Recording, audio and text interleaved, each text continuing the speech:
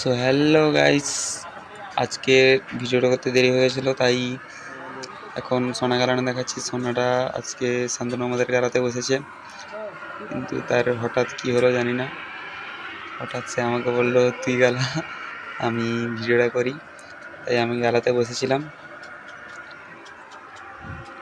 সোনাটা প্রায় গলে এসেছে, দেখতে থাকো পুরো ভিডিওটা। আজকের ভিডিওটা কেমন লাগে বলবে, সে কাজের ভিডিও আছে আজকে। সোনাটা প্রায় গলে এসেছে, আমি কার্বনটা গরম করছি। কার্বনটা গরম করা হয়ে গেছে, এবার সোনাটা গলে যাওয়ার জন্য ঘেঁটে নিচ্ছি। সোনাটা যাতে না চাঁদি তামা একসাথে যাতে না থেকে যায় চালা হয়ে, তাই সোনাটা ঘেঁটে নিলাম। এবার সোনাটা ঢালবো। এই লাল মুচ্ছিটা বের হয়ে গেছে, এদিকে সোনা ঢালা শেষ। একটাকে আমি করতে বলেছিল, কিন্তু দুটো হয়ে গেছে ভুলে। করার নেই, আমি জানতাম না কত গ্রাম সোনা আছে, শান্তনু গলার ছিল তাই। এদিকে আমার সোনা গলানো শেষ। সোনাটা নিয়ে গেছি দোকানদারের পাশে। এদিকে সোনাটা ওজন করা হচ্ছে, আমি এদিকে দেখে নিচ্ছি মুচিতে কিছু সোনা ফোনা আছে নাকি। তারপর চলে গিয়েছিলাম পাশের রুমে গিয়ে দেখি সবার রাতের খাওয়ার শেষ।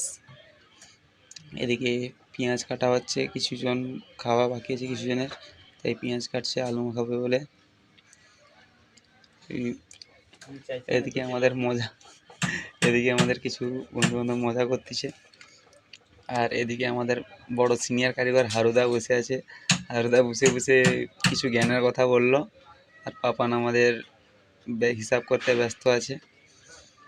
এবার আমাদের রুমে যাচ্ছি। আমাদের রুমে দোকানদারের পাশে পেন্ডেন্টের কাজ চলছে।